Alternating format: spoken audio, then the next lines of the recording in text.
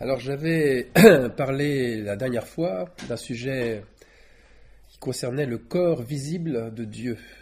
Et là nous entamons la deuxième partie. Donc je vous avais parlé du corps visible de notre Seigneur, de ce corps dont nous avons sur terre la ressemblance, l'apparence et la forme. Mais ce corps visible est destiné à être glorifié sur terre, comme Jésus nous l'a montré lors de la transfiguration, pour prendre sa vraie forme et sa vraie substance céleste. Et une question que l'on m'a tout de suite posée donc à la suite de ce message, de ce premier message, c'était celle-ci. Satan, le diable, fait-il partie de ce corps? Ou en a-t-il fait partie autrefois? Alors là, on touche à des questions qui brûlent les lèvres, mais en même temps qui intriguent, qui font peur, qui impressionnent. Pourquoi? Parce que ces questions déstabilisent. Elles déstabilisent d'abord parce qu'on ne sait pas quoi faire du mal. On se dit, Dieu n'a pas pu le créer, mais pourtant il est le créateur. Alors quoi penser? Là, il faut toucher l'origine du mal. Il faut aller sur ce sujet qui est indispensable. Et je pense qu'un bon nombre veulent se persuader que le mal, justement, est l'ennemi juré de Dieu et non un simple adversaire. Pourtant, Satan, en grec c'est Satanas, c'est adversaire. Alors ils se disent qu'il ne peut pas y avoir de mal en Dieu. Et en cela, c'est vrai, ils ont raison. Toutes ces personnes qui pensent ainsi, pensent juste, il n'y a ni péché ni fraude en lui. Mais notre Père n'est pas un despote. Et là je parle du Père Céleste. Il n'est pas un tyran. Il a laissé la possibilité de le contrer. Il a laissé la possibilité de s'opposer à lui, et cela très tôt. Premier constat de base.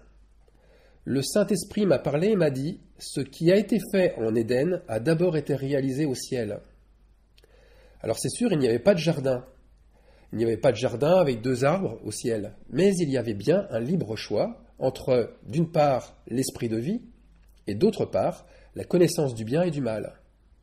Il y avait le même appât du péché, il y avait le même amour de la connaissance, la même volonté d'indépendance, et la même volonté de briller par soi-même, cette envie de vouloir briller toujours par soi-même. Tout cela existait déjà au ciel. Comment le sait-on? Avec la chute d'Adam et Ève. On va lire attentivement Genèse, chapitre 3, verset 22. Alors ça dit cela. Yahvé Elohim, c'est traduit dans certaines Bibles par l'Éternel Dieu. Yahvé Elohim dit « Voici l'homme est devenu comme l'un de nous pour la connaissance du bien et du mal. » Ici, les mots qui interpellent est « devenu comme l'un de nous ». Il y avait dans le ciel un des fils de Dieu qui a été, avant Adam, tenté par la connaissance du bien et du mal. L'un de nous était dans le ciel comme l'homme est devenu. C'est-à-dire, il est devenu désobéissant, il est devenu déchu. On aurait alors pu rajouter dans le texte, l'homme est devenu rebelle, comme l'un d'entre nous au ciel. Et là, je pense que tout le monde met un nom sur l'un d'entre nous. Alors, on va continuer. Sa parole a créé le premier jour la lumière. Ça, c'est dans Genèse 1, 3. Premier jour, la lumière, et il vit que la lumière était bonne, et il sépara la lumière d'avec les ténèbres. Ça veut dire que dès le premier jour, sa parole a montré les œuvres du mal et celles de la lumière. Et sa parole a montré aussi ceux et celles qui ont choisi les œuvres des ténèbres. Il sépara la lumière d'avec les ténèbres. Par conséquent, le mal s'est développé à partir d'une désobéissance. Il n'a pas été créé au départ.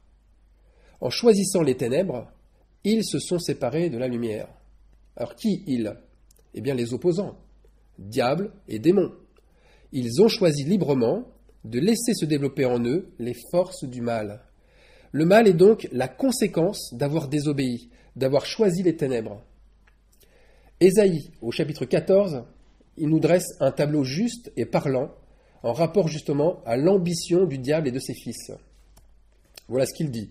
« Astre brillant, fils de l'aurore, tu disais en ton cœur, je monterai au ciel, j'élèverai mon trône au-dessus des étoiles de Dieu, je m'assiérai sur la montagne de l'assemblée, à l'extrémité du septentrion, je monterai sur le sommet des nues, je serai semblable au Très-Haut. »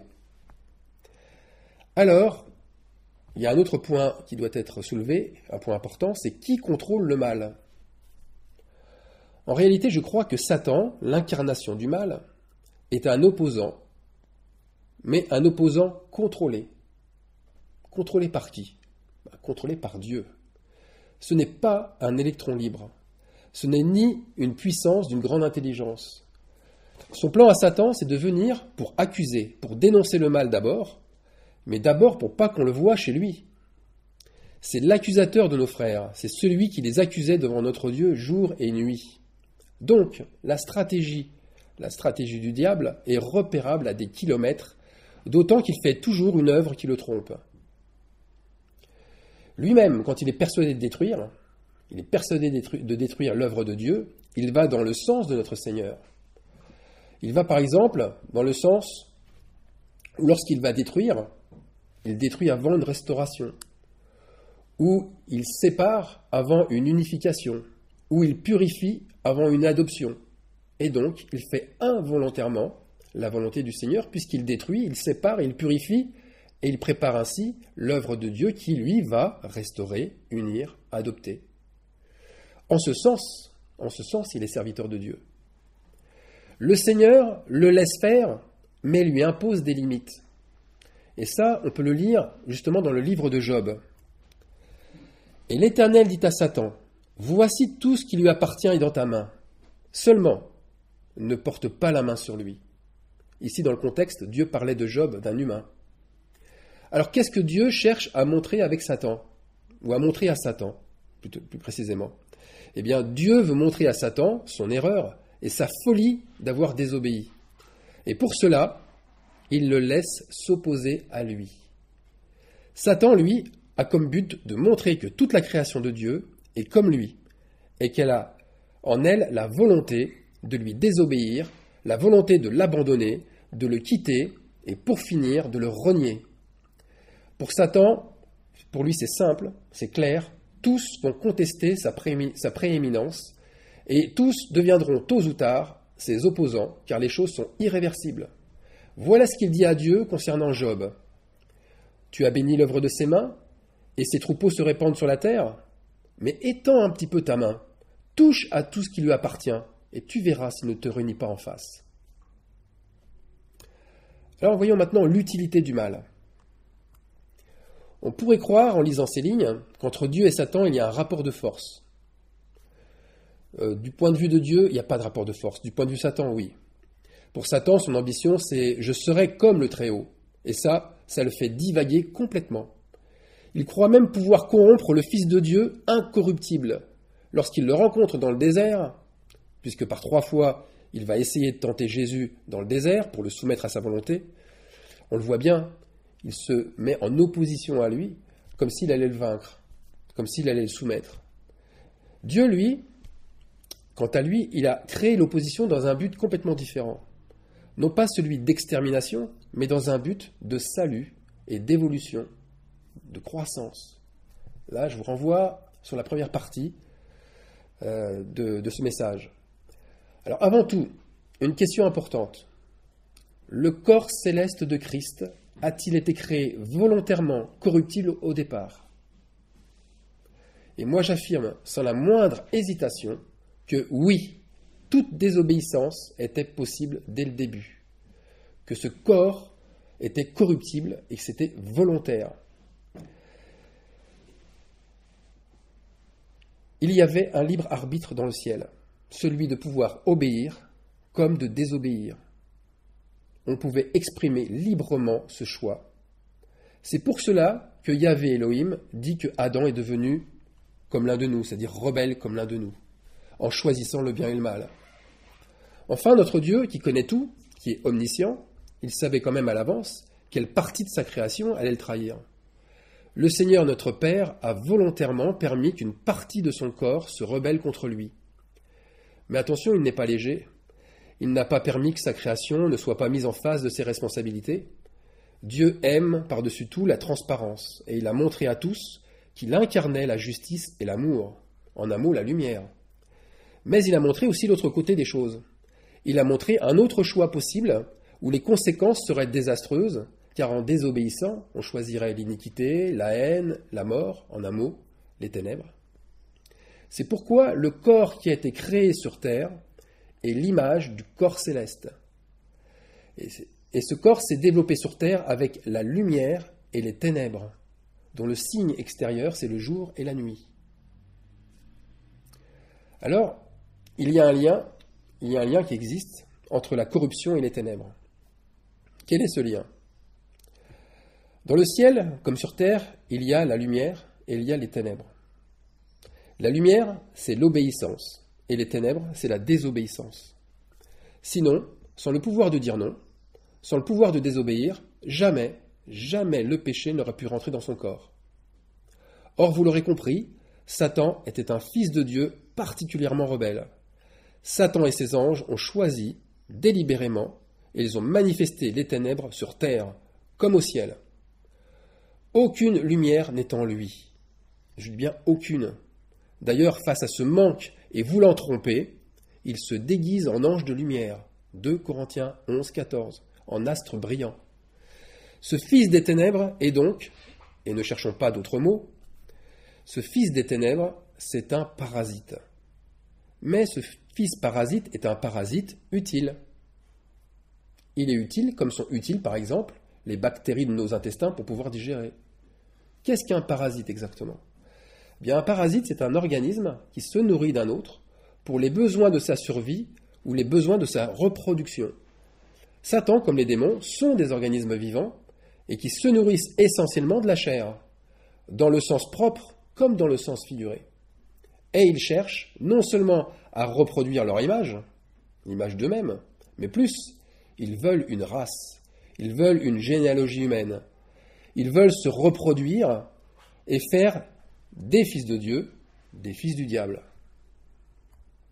La preuve, c'est Jésus qui nous le dit dans Jean 8, 44. Vous avez pour père le diable, diabolos, et vous voulez accomplir les désirs de votre père. Il a été meurtrier dès le commencement, et il ne se tient pas dans la vérité, parce qu'il n'y a pas de vérité en lui. Lorsqu'il profère le mensonge, il parle de son propre fond, car il est menteur et le père du mensonge.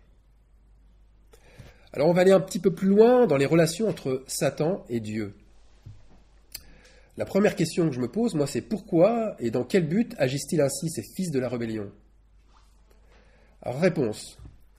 Afin de démontrer leur puissance, afin de démontrer aussi leur indépendance devant Dieu, de se constituer un royaume de dominateurs, de conquérir le monde et de s'élever au-dessus de tous.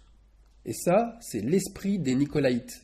Vous savez, Nicolaïte, c'est du grec Nico, qui veut dire dominer, assujettir. Laïte vient de laïc, le peuple, donc dominer le peuple, l'assujettir. Et il y a aussi une autre étape, une dernière étape, qui est bien sûr de briller au-dessus du Très-Haut, de devenir au-dessus de Dieu. Et ce sont ces hommes mauvais que Paul dénonce. Paul dit la chose suivante, ces hommes-là sont de faux apôtres, des ouvriers trompeurs déguisés en apôtres de Christ. Alors maintenant, Satan a été créé comme un fils, mais les responsabilités de ses choix lui incombent totalement. Il a été tenté par sa propre convoitise, par sa propre jalousie.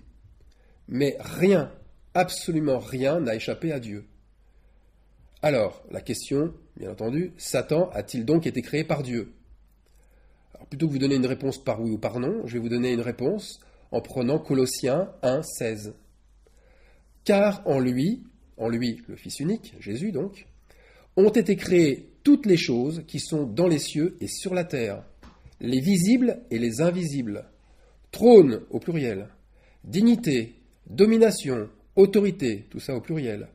Tout a été créé par lui et pour lui. Donc, c'est clair, je le dis, Satan est une domination, c'est une autorité, il possède des trônes, il est donc un fils de Dieu. Il est conçu comme cela par le Seigneur au départ. Et dans le ciel, sa rébellion s'est manifestée avant d'être manifestée sur terre. Et il a entraîné une partie du corps céleste avec lui dans cette rébellion. Et là, bien sûr, on peut lire Apocalypse, chapitre 12, verset 9. Et il fut précipité le grand dragon, le serpent ancien, appelé le diable, et Satan, Celui qui séduit toute la terre, il fut précipité sur la terre, et ses anges furent précipités avec lui. Alors précipité, en grec c'est balo, B-A-L-O, qui a aussi comme sens celui d'éparpiller, de laisser tomber une chose sans se préoccuper de l'endroit où elle tombe. Il y a un autre sens, c'est aussi de remplir. On voit bien que là, Satan et ses suiveurs ont été éparpillés, comme la corruption, comme le péché, partout sur la terre, pour remplir la terre du péché. Voyons une autre chose maintenant. La question de la corruptibilité. Notre Père l'a conçu, lui le diable, corruptible, comme ses enfants. Seul Jésus, Fils unique, n'était pas conçu corruptible. C'est pour cela d'ailleurs que nous devons le prier pour atteindre le Père. Il est le seul médiateur et le seul chemin de pureté qui mène à Dieu le Père. Par conséquent, dans le corps que le Père s'est créé au départ, il y avait deux parties. Et là j'insiste bien, j'ai bien dit deux parties et pas deux corps. Il y avait une partie incorruptible, le Fils unique, et une partie corruptible, les autres fils. Dès le début, le Père Céleste savait que le Fils incorruptible viendrait sur terre sauver le Fils corruptible, qui s'est corrompu et qui s'est livré, et qui s'est privé de la gloire de Dieu. C'était même son plan, le plan de Dieu. Alors bien sûr, le péché a-t-il été créé dès le départ? Ou est-ce qu'il est arrivé progressivement? Il faut en revenir à Satan. Satan, nous l'avons lu dans Jean chapitre 8, verset 44, il est meurtrier dès le commencement. Il est par nature désobéissant. Et le péché, c'est justement de désobéir. Satan est dès sa conception comme cela. Rien ne l'a fait devenir mauvais. Il est comme ça, il s'aime lui plus que son créateur. Il a été conçu d'usage vil, il a été conçu vase d'usage vil, vase de colère formé pour la perdition. Romains 9, 21. Sa ruse donc, c'est de vouloir paraître comme les autres, c'est-à-dire saint, mais en ne s'attachant qu'à l'apparence. Parce qu'en fait, il n'a aucune piété. Il a toujours ce cœur qui est attaché à la trahison et à la manipulation. Il se cherche donc des adorateurs, mais pas des adorateurs en esprit et en vérité. Il se cherche des adorateurs en esprit et dans le mensonge et l'usurpation. Dieu ne l'a pas semé sur la terre. Si on a fait attention, Dieu ne l'a pas semé comme nous. Nous l'avons lu. Il a été chassé, lui. Il a été précipité. Il est tombé du ciel. Ça, c'est Ésaïe, chapitre 14, qui nous le dit. Et avec les autres anges, avec les fils déchus, sachant pertinemment qu'il ne réagira pas du tout comme les autres. C'est-à-dire que sa convoitise, que ses envies, que son amour démesuré de lui-même, tout cela l'amènerait à vouloir séduire toute la terre. Et s'il le pouvait même, détruire les élus de Dieu. Satan est donc constitué d'une partie de ce corps terrestre qui n'héritera pas le royaume de Dieu. Alors il y a une question qui vient ensuite, et qui est importante aussi, c'est la question de la croissance. Et ça, on ne peut pas en faire abstraction. La croissance. Satan, je devrais plutôt dire maintenant les Satans, au pluriel, puisqu'il y a de nombreux fils et filles, eh bien, ces Satans ont leur nourriture. Et cette nourriture, c'est la chair et le sang. Notre corps céleste n'a pas de sang, il n'a pas de chair. Et c'est une partie ténébreuse de nous-mêmes, d'ailleurs. Vous voyez, cette partie du corps, elle est en fait nécessaire pour la croissance du diable, pour la croissance des démons, mais aussi et surtout pour notre croissance sur terre, sachant qu'elle ne le sera plus ensuite pour le ciel. Satan, ce fils déchu, fait toujours décidément une œuvre qui le trompe. C'est-à-dire que voulant détruire et amasser pour sa propre croissance, eh bien il fait la volonté du Seigneur. Et comble de tout, oui, vous ne rêvez pas, et je ne divague pas, il fait croître les enfants de Dieu. Il est l'ivraie qui permet au bon grain de croître, en le protégeant. Et c'est pour cette raison d'ailleurs que la moisson se fait à la fin, pour ne pas empêcher le bon grain de croître, et pour qu'il soit protégé jusqu'à la fin. Et c'est à ce moment-là que notre Seigneur séparera lui-même l'ivraie du bon grain, car les deux seront alors nettement visibles et nettement identifiables. Alors venons-en maintenant à la corruption et à sa durée, à la durée de vie de la corruption. Il y a donc dans ce corps corruptible qui a été semé, une partie qui restera toujours, et quoi qu'il arrive, cette partie restera corruptible. Et à la fin, cette partie finira détruite, car elle est inutile, alors que l'autre partie, elle, deviendra incorruptible, immortelle et glorieuse, à l'image du Fils unique. Ça veut dire qu'après l'avoir permis, la volonté du Seigneur a toujours été d'enlever la corruption dans le ciel comme sur la terre. Cette part qui ira au feu, dans l'étang de feu préparé pour le diable et ses anges, eh bien cette part s'est incarnée dans une race de méchants, un peuple dont les fils sont synonymes d'ennemis, d'iniquité. Là, je vais lire Ésaïe, chapitre 14, verset 20. Tu n'es pas réuni à eux dans le sépulcre, car tu as détruit ton pays, tu as fait périr ton peuple. On ne parlera plus jamais de la race des méchants. Préparez le massacre des fils, à cause de l'iniquité de leur père, qu'ils ne se relèvent pas pour conquérir la terre et remplir le monde d'ennemis. Je me lèverai contre eux, dit l'Éternel des armées. J'anéantirai le nom et la trace de Babylone, ses descendants et sa postérité, dit l'Éternel. J'en ferai le gîte du hérisson et un marécage, et je la balayerai avec le balai de la destruction, dit l'Éternel des armées. Alors pourquoi avoir laissé l'ennemi se corrompre à ce point avec le mal ? Eh bien, je crois qu'il faut aborder pour ça un sujet important qui est que le mal est un marchepied. Et vous devez en être convaincu comme moi-même je le suis. La corruptibilité, elle a été rendue nécessaire pour que ses fils atteignent la perfection qu'ils n'avaient pas au ciel. On n'était pas parfait puisqu'on était corruptible. Ça remet beaucoup de choses en jeu. Ça remet le fait qu'au ciel, tout n'est pas parfait. Et Dieu l'a fait ainsi. Donc ça veut dire, aussi, s'il l'a fait ainsi, c'est pour que cette perfection soit atteinte par le creuset d'une création terrestre. C'est pourquoi nous sommes là, sur cette terre, pour parfaire notre corps céleste. Nous mourrons à nous-mêmes pour renaître avec d'abord un esprit glorieux, puis ensuite avec un corps glorieux. Nous travaillons sur terre à notre perfectionnement céleste. Alors maintenant, on en arrive à la question que beaucoup de croyants se posent. C'est un obstacle dans leur vie, c'est des choses qui, je pense aussi, qui sont des liens. C'est comment chasser Satan, ou comment chasser les ténèbres. Alors la première chose, c'est voir en Satan un ennemi, un adversaire redoutable, ne fait que de s'impressionner soi-même. C'est que de voir sa chair comme une source indestructible ou supérieure à l'esprit. On va en venir aux eschatologues. Les eschatologues, ceux qui étudient le mal, ils se font un malin plaisir à recenser les symboles du mal, les symboles du diable, les symboles des démons. Ils recensent aussi les lieux de culte, les actions, les plans. Ils sont tellement eux-mêmes impressionnés par Satan qu'ils lui octroient une force et un rôle qu'il n'a jamais eu, ni au départ, ni maintenant. Par exemple, aujourd'hui, on montre du doigt tout un courant de riches banquiers ou des politiciens sionistes corrompus qui gouvernent la terre. On montre du doigt aussi des chefs religieux, satanistes, qui corrompent la vérité. Tout ça n'est pas faux, bien sûr. C'est pas faux, mais quelle perte d'énergie. Et surtout, quel aveuglement.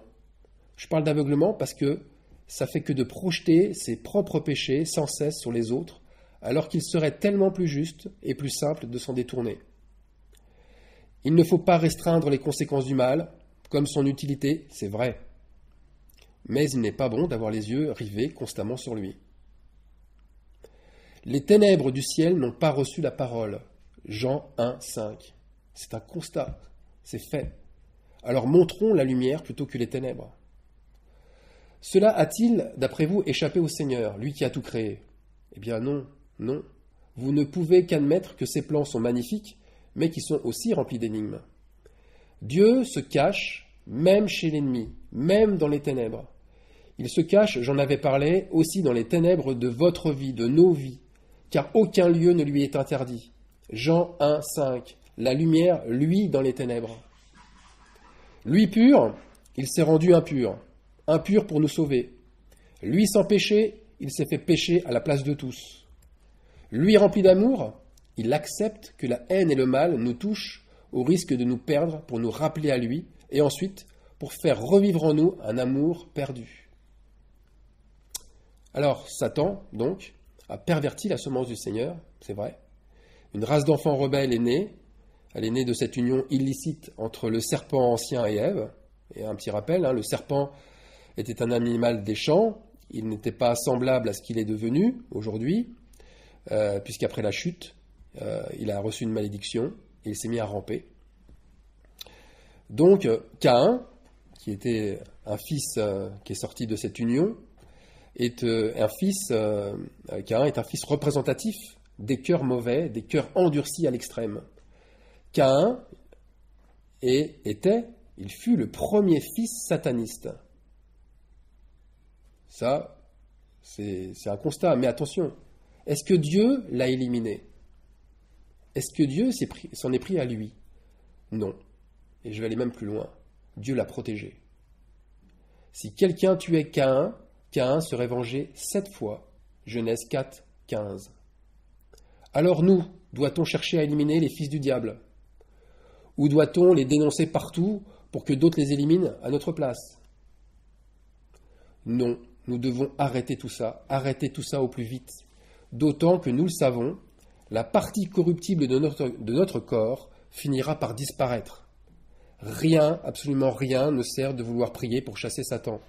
C'est futile, c'est inutile, ça ne sert à rien. C'est pire. Est-ce que Jésus l'a fait? Bien sûr que non. On a une intention, et je crois que c'est Paul qui l'a dit, résister au diable et il fuira loin de vous. Mais comment résister alors? Et là, moi je demande à ceux qui ont des problèmes avec Satan, avec le mal, avec les démons, de mettre ça presque sur leur table de chevet. C'est la croissance des fils de Dieu soumis au Père qui chasse Satan. Ça, c'est la réalité. Rien d'autre. Absolument rien d'autre. Satan ne peut rien, absolument rien face à la sanctification. Pour donner un exemple concret, ce sont les rois d'Israël et de Juda, obéissants, qui ont mis en fuite leurs ennemis, pas les autres. Les autres, ils ont même été amenés en captivité. Pensez à Babylone avec les Hébreux. Par conséquent, en faisant revenir Dieu en soi, on chasse Satan. En faisant revenir la lumière en soi, on chasse les ténèbres. On va reprendre encore un exemple dans les livres de Job, et avec Job. Eh bien, Job retrouve tout ce que le diable lui a pris, en plus grande quantité, après son épreuve. Satan a été chassé lorsque Job a dit à Dieu la chose suivante. « Je reconnais que tu peux tout et que rien ne s'oppose à tes pensées. Oui, j'ai parlé sans les comprendre, mais maintenant mon œil t'a vu. C'est pourquoi je me condamne et je me repens. » Dernier chapitre de Job. Donc Satan est démuni face à l'amour manifesté. Satan est complètement démuni face à l'esprit régnant sur la chair. Rappelez-vous la prière que Jésus nous a enseignée, le Notre Père, que ton règne vienne. Sa défaite à Satan est là, dans le règne de l'esprit sur nos vies. Il est là le règne. Sa victoire n'est qu'éphémère. Elle ne sert qu'aux êtres charnels, qui ont cette nature de se complaire dans le péché. Et le péché, il faut le rappeler, c'est que la perversion de la vérité et de la justice. Alors en conclusion, Satan n'est pas une réalisation accidentelle. Son existence n'est pas due aux conséquences d'une expérience loupée. Il n'est pas un côté sombre que Dieu voudrait tenir caché. Satan n'est pas non plus une excroissance du corps du Seigneur qui aurait poussé comme un furoncle. Enfin, il y a encore d'autres possibilités qui sont complètement huluberlues. Dieu le Père a permis qu'il naisse, et il a permis qu'il grandisse pour un grand but, pour un but honorable et louable. Et là, je pèse mes mots. Le corps corruptible du Seigneur devait vivre des expériences terrestres, l'amenant à choisir de plein gré, et par amour, un corps incorruptible. Et ce corps incorruptible, on sait que c'est Jésus-Christ. C'est-à-dire un corps complètement dépendant de l'Esprit du Père. Mais voilà, pour aimer Dieu à ce point, ce corps devait souffrir dans un monde dominé par le diable et ses démons. C'est à ce prix de souffrance, c'est à ce prix d'injustice et de haine que le corps du Seigneur pouvait croître en sagesse et en vérité. En premier, bien sûr, par son Fils unique, Jésus-Christ, qui est premier-né, incorruptible, et ensuite par nous, ses élus, qui sommes, il ne faut pas l'oublier, héritiers et co-héritiers de la grâce. Alors c'est vrai que notre corps était corruptible. Dans le ciel, notre corps était corruptible, mais à l'inverse de Satan, nous, ses élus, avons été obéissants dans le ciel. Satan, lui, était corruptible et désobéissant, et donc, je le redis, il était corrompu dès sa conception. Alors le corps céleste, le vrai corps céleste, eh bien c'est l'Église incorruptible. Pour résumer, nous avons bien 3 parties visibles dans le corps du Père. Mis à part la tête c'est une partie invisible, c'est l'esprit. On ne voit pas l'esprit. Mais nous avons bien une première partie visible qui est incorruptible, une deuxième, c'est Jésus, bien sûr, une deuxième partie corruptible, et enfin une troisième partie déchue, c'est-à-dire corruptible et désobéissante, dès le début. Et de ces 3 parties, eh bien, il n'en restera et il ne se formera qu'une seule. Et là, je pense qu'on l'a bien compris, la première sera unie à la deuxième. La part déchue, la troisième partie, elle, va disparaître complètement dans les temps de feu. Alors remercions le Seigneur, car nous étions sans lui désobéissants, rebelles et impurs sur terre, et en cela toute la gloire lui en revient. Le fait d'être revenu encore pour nous prouver son amour, en nous sauvant, puis en nous glorifiant avec lui, prouve qu'en se sacrifiant lui-même, notre Seigneur est prêt à tout pour nous, mais vraiment à tout. Je dis bien à tout sacrifice. Alors comment douter un instant de sa confiance ? Et je finirai mon message en rappelant où étions-nous au commencement de toute chose ? Où c'est que nous étions ? Prenons le livre de Job au chapitre 38. L'Éternel répondit à Job, « Où étais-tu quand je fondais la terre ? Dis-le si tu as de l'intelligence. » Alors que tous les fils de Dieu poussaient des cris de joie. Vous voyez, dans la même question, eh bien, Dieu répond aussi par une autre question, mais qui est une réponse. Alors que tous les fils de Dieu poussaient des cris de joie. Tu étais là, Job. Tu poussais des cris de joie avec les autres fils de Dieu. Où est le chemin qui conduit au séjour de la lumière ? Et les ténèbres, où ont-elles leur demeure ? La réponse, l'Éternel le dit, tu le sais, car alors tu étais né, et le nombre de tes jours est grand. Voilà. Que le Seigneur bénisse cette parole, vous délivre, vous, si vous avez encore des liens, des problèmes avec la représentation du mal, de Satan, de ce que vous devez faire dans votre vie pour avoir une vie paisible, avoir une vie de prière et de partage avec des frères et des sœurs dans la paix, dans l'amour de notre Seigneur. Que son nom soit béni. À très bientôt. Au revoir.